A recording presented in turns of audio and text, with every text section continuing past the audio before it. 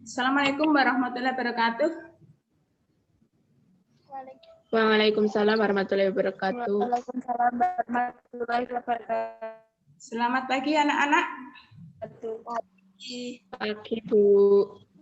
Jadi sebelum pelajaran ini kita mulai, marilah kita awali dengan berdoa dahulu. Berdoa mulai. Berdoa cukup. Bagaimana kabar anak-anak di rumah? Alhamdulillah baik. Ya, alhamdulillah.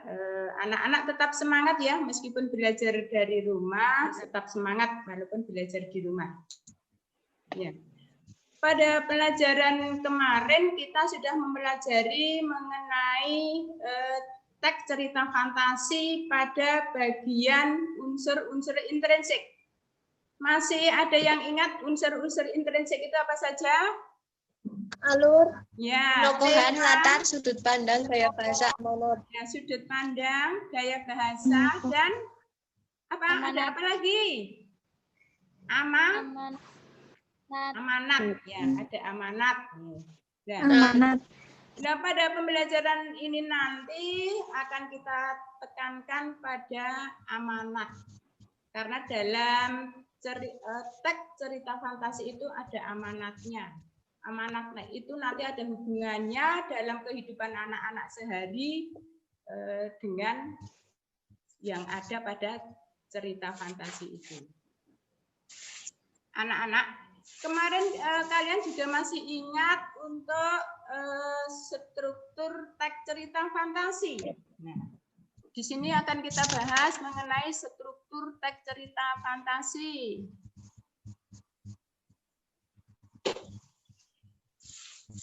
Nah, di dalam pembelajaran ini kita akan mempelajari KD 3.3 dan KD 4.4. Benar. Setelah mengikuti kegiatan pembelajaran, anak-anak diharapkan bisa menulis teks cerita fantasi sesuai struktur dan menggunakan kaidah kebahasaan yang sesuai. Tokoh atau bisa juga di sini berisi konflik dalam cerita. Pada bagian ini nanti dapat sedangkan pada komplikasi di sini hubungan sebab akibat.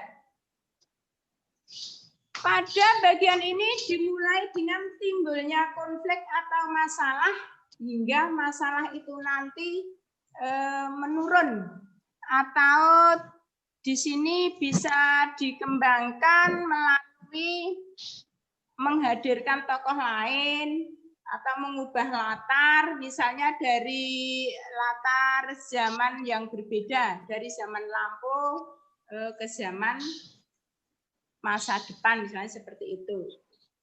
Sedangkan pada bagian resolusi, di sini berisi penyelesaian masalah dan konflik. Pada bagian resolusi ini bisa dikembangkan dengan lompatan waktu, sebab akibat yang unik, dan bisa dengan surprise atau keterkejutan. Itu pada struktur teks fantasi. Sedangkan pada kaidah-kaidah kebahasaan,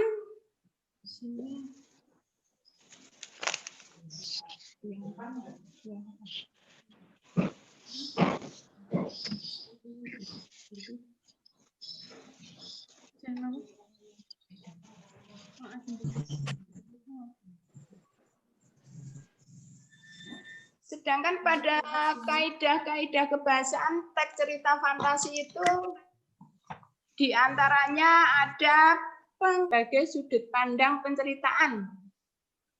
Kata ganti orang misalnya aku, mereka, dia. Nama orang misalnya bisa Denny, Ersa, Melisa, misalnya seperti itu. Terus kebahasaan yang kedua itu penggunaan kata yang mencerap panca indera untuk deskripsi latar. Sedangkan yang ketiga itu menggunakan pilihan kata dengan makna kias atau makna khusus. Makna kias atau makna khusus misalnya hidung belang, itu kan makna kias. Hidung mancung, panjang tangan, itu berarti termasuk makna kias. Sedangkan kaidah kebahasaan yang keempat yaitu kata sambung penanda urutan waktu. Misalnya setelah, akhirnya, 2 tahun kemudian. Kaidah kebahasaan yang kelima itu penggunaan kata ungkapan keterkejutan. Misalnya tiba-tiba, tanpa diduga.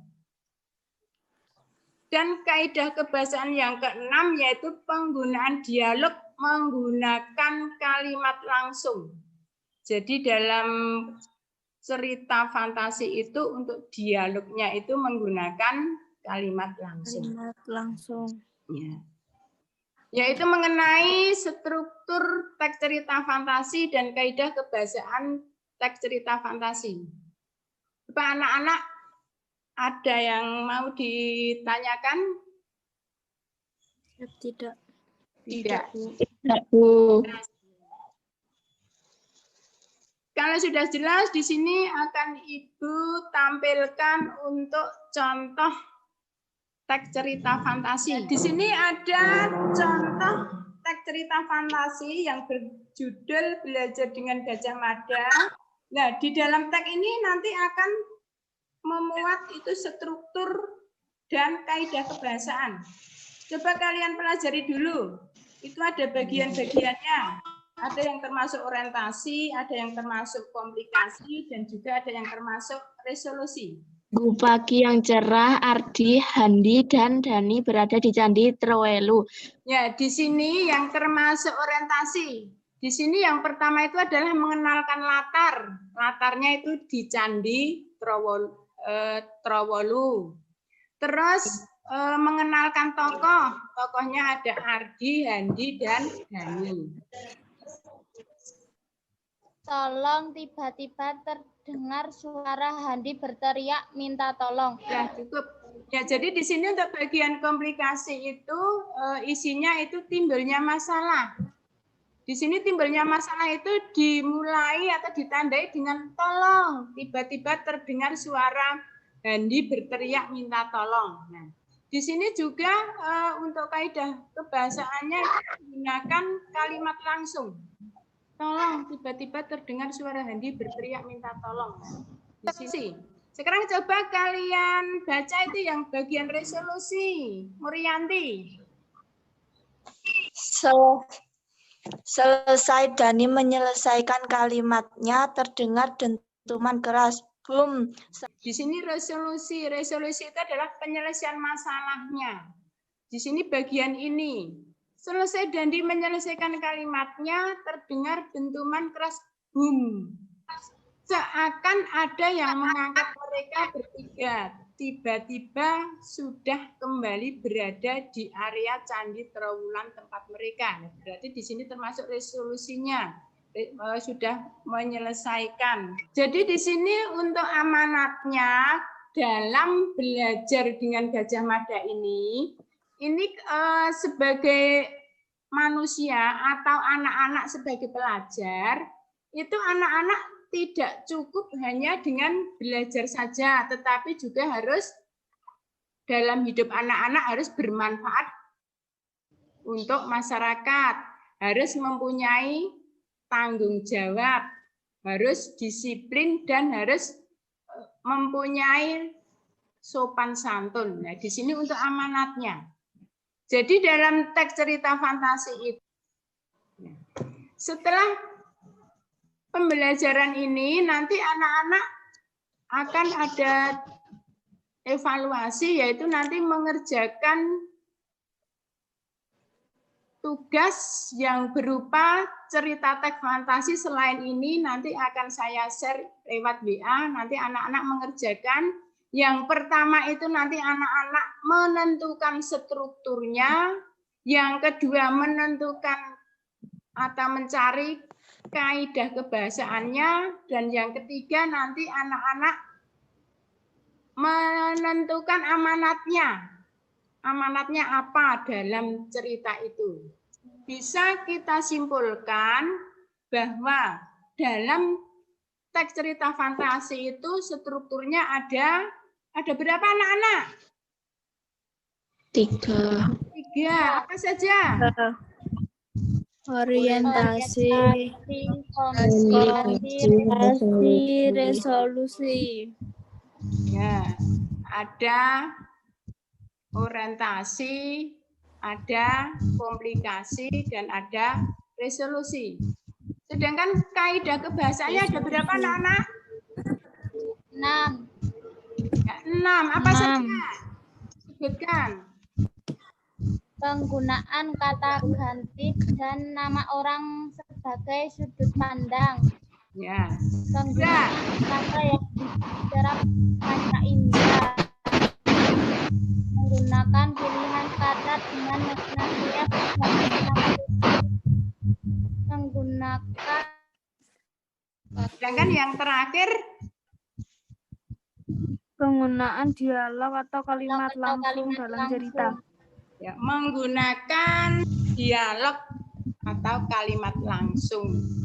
Untuk mengetahui sampai seberapa pemahaman anak-anak dalam pembelajaran ini, setelah Ibu share, nanti anak-anak mengerjakan, terus hasilnya nanti kalian share juga lewat WA saja.